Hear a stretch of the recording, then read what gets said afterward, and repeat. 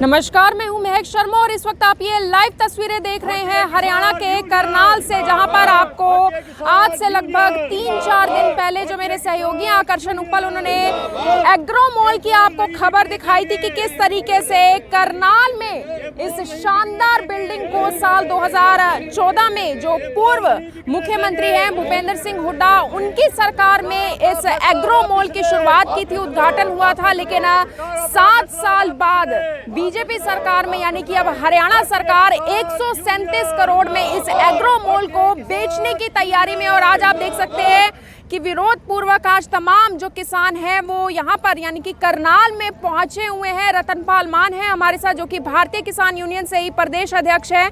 उनसे एक बार पूरी जानकारी ले लेते हैं कि आखिर क्यों वो किसानों के साथ यहाँ पर पहुंचे हैं। सर, जानकारी आपको मिल गई थी कि हरियाणा सरकार अब 137 करोड़ में इस एग्रो मॉल को बेचने की तैयारी में है। कहा गया था कि इस एग्रो मॉल की शुरुआत इस वजह से की गई थी ताकि किसानों को सुविधाएं मुहैया करवाई जा सके। आज तक किसी किसान ने शायद अंदर पैर रखकर नहीं देखा होगा, अभी भी वहां पर हम देख सकते हैं ताला लगा हुआ है। बिल्कुल, देखिए, जो कांग्रेस की सरकार के टाइम में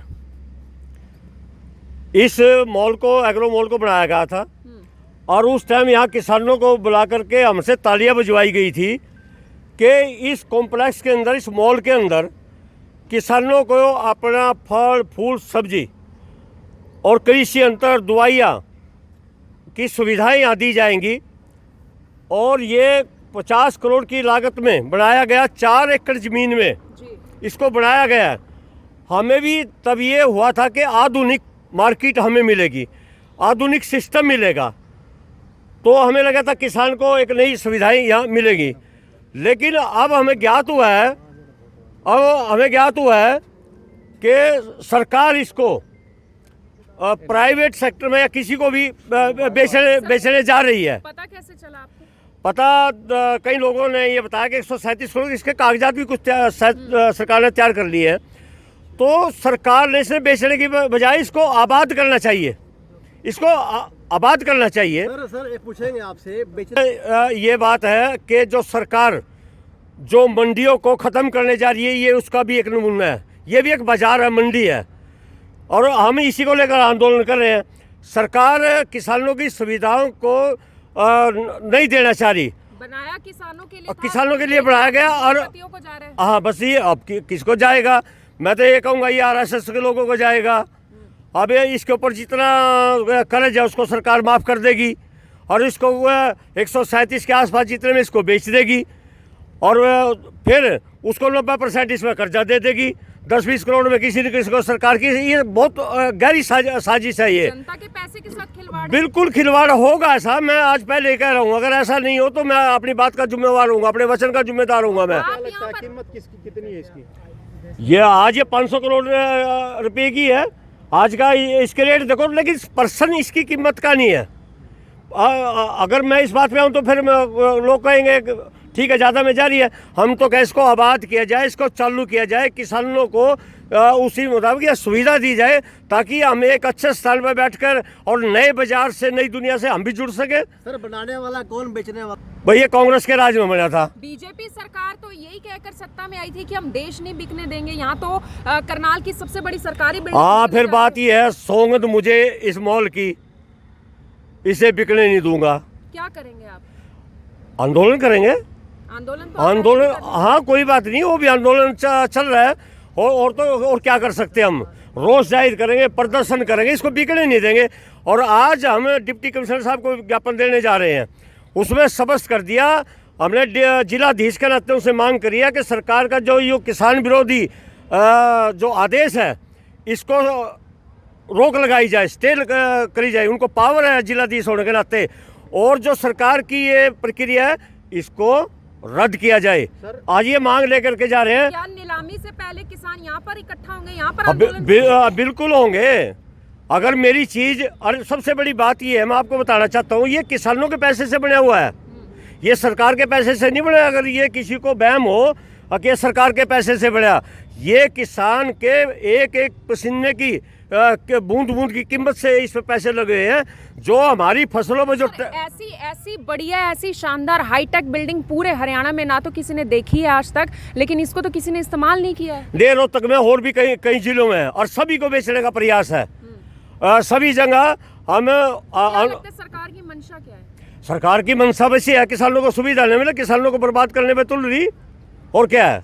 सर यहाँ सुविधा क्या शुरू हो सकती है, आपके सुझाव क्या है? यहाँ हमें इंटरनेशनल मार्केट मिलेगी।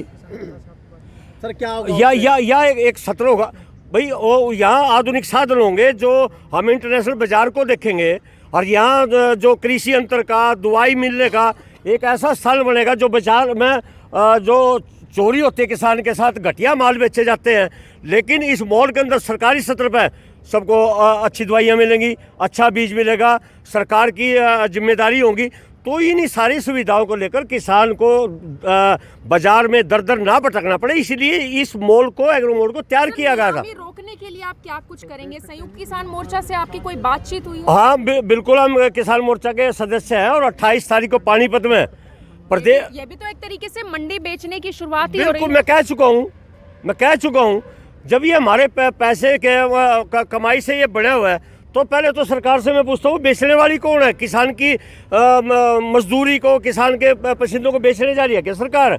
हम माननीय मुख्यमंत्री जी से ये डिमांड करते हैं कि इसमें जल्द से जल्द दिवाली से पहले सुविधाएं इसमें शुरू करें। तमाम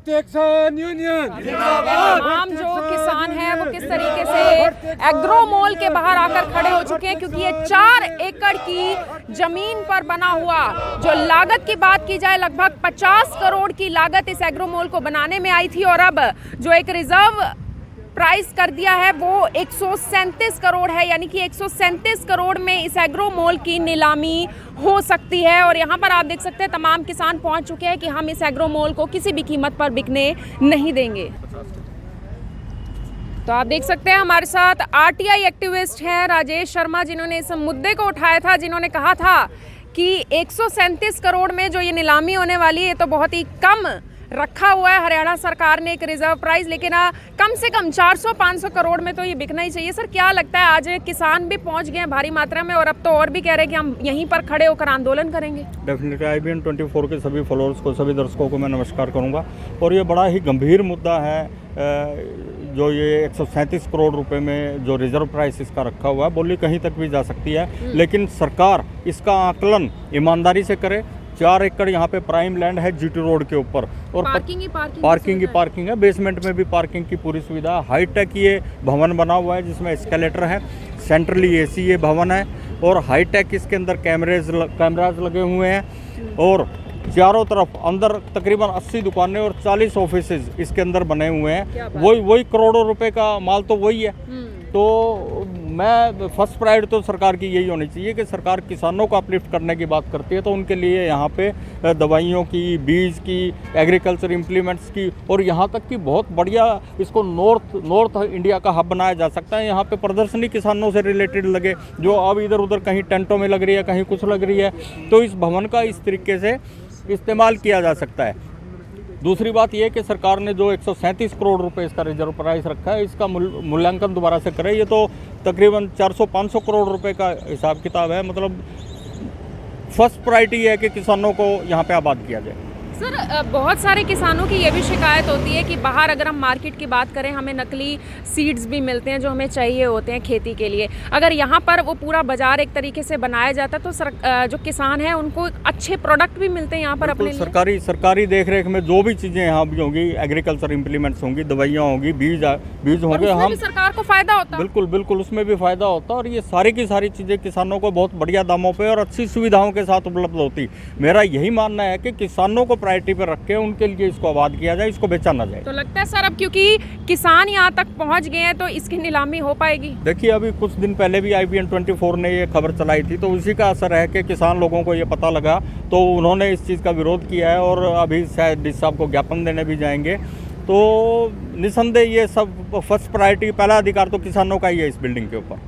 सर बिजली का बिल आप बता रहे हैं कि लगभग 4 करोड़ तो अब तक बिजली का बिल दिया जा चुका है। बड़ी चौंकाने वाली बात है। और मतलब बंद बिल्डिंग का हाँ, इस अबंडंट बिल्डिंग का 7 साल से पड़ी हुई है। अधिकारी किस सिस्टम के तहत काम करते हैं हरियाणा प्रदेश में, मेरी ये समझ में नहीं आता। मतलब 4 करोड़ रुपए के करीब इस बंद बिल्डिंग का बिजली का बिल वो भर मतलब चुके हैं। जनता का पैसा कहीं ना कहीं हुई बेफजूल उड़ाया जा रहा है। अगर कुछ चल नहीं रहा था अंदर तो बिजली का कनेक्शन कटवा भी तो सकते थे। बिल्कुल डेफिनेटली उसी समय कटवा देते हैं जब देखा कि इसका कोई इस्तेमाल नहीं हो रहा। सरकार ने 7 साल से इसका कोई इस्तेमाल भी नहीं किया ना। इसमें अदरवाइज कितने सारे सरकारी ऑफिसेज हैं, कितने और हैं, वो भी इस्तेमाल कर सकते थे। लेकिन फर्स्ट प्रायोरिटी किसानों की, इसके ऊपर उनका अधिकार बनता है। उसी तरीके से जब अगर सरकार कहती है कि हम किसान हितैषी हैं तो उनके लिए करके दिखाएं ना, कुछ सामने आए कि देखो हमने तुम्हारे लिए कितनी सुख सुविधाएं, साथ में मंडी है। बिल्कुल किसान वहाँ से थका आ रहा, सारा दिन तो वो बेचारा खेत में काम करता है, फिर यहाँ पे मारा फिरता है। उनको थोड़ा सा यहाँ अगर सरकार ने सुविधा दे रही है तो उसको भी बेचने जा रही है, बहुत बुरा। आने वाली 27 को बीजेपी के हरियाणा जो सरकार है उसको 7 साल होने वाले हैं और आज 7 साल 7 कमाल जो शिक्षा मंत्री कंवरपाल गुर्जर है उन्होंने गिनवाए। उन्होंने कहा कि किसानों के लिए हमने बहुत कुछ कर दिया जो पिछली सरकार आज तक कर नहीं पाई थी। देखिए नो डाउट उन्होंने जो भी किया होगा वो जानते हैं, लेकिन मैं इस मॉल की बात करूंगा कि इस पे किसानों का अधिकार है और सरकार को इसको इसी तरीके से डेवलप करना चाहिए और किसानों का ही इसके अंदर सारा सिस्टम डेवलप करके उनको एक सुविधा देनी। बिल्कुल। आरटीआई एक्टिविस्ट हैं हमारे साथ राजेश शर्मा, जिनका हमेशा से यही कहना होता है कि लोगों तक फ़ायदा पहुंच सके, लोगों तक सच्चाई का आईना दिखाया जा सके। और उन्होंने इस आईने को दिखाया भी कि इस एग्रो मॉल को 137 करोड़ में हरियाणा सरकार की बेचने की तैयारी है, लेकिन ये बिकेगा या नहीं ये अपने आप में अभी भी एक बड़ा सवाल ज़रूर बना हुआ है। सर क्या कहना चाहेंगे? आज शिक्षा मंत्री कंवरपाल गुर्जर करनाल में पहुंचे थे, उन्होंने 7 की बजाय 70 अपनी उपलब्धियां गिनवा दी। ये जुमलेबाजी की सरकार है। जो नरेंद्र मोदी प्रधानमंत्री है ना, उन्होंने इनको ट्रेंड कर रखा है, जितना मर्जी झूठ बोलो और ऐसा झूठ बोलो जो अगले को भी चचा। मीडिया के सवालों से बचते नजर आए वो। आए होंगे, आपने बात करी होगी, जरूर बचे होंगे जी। ऐसा है, इन्होंने कुछ नहीं किया और जितनी मर्जी उपलब्धियां गिनाते रहे। चुनाव आने दो, उपलब्धियां सारी सामने आ जाएंगी इनकी। इस सरकार में किसान खुश है? खुश, उनका तो कहना है। हाँ बहुत ज़्यादा खुश है किसान। दिल्ली 1 साल से पड़े सड़कों पे, खुशी में ही तो पड़े हो ना, डाल रखे ना सड़कों पे। बहुत खुश है किसान।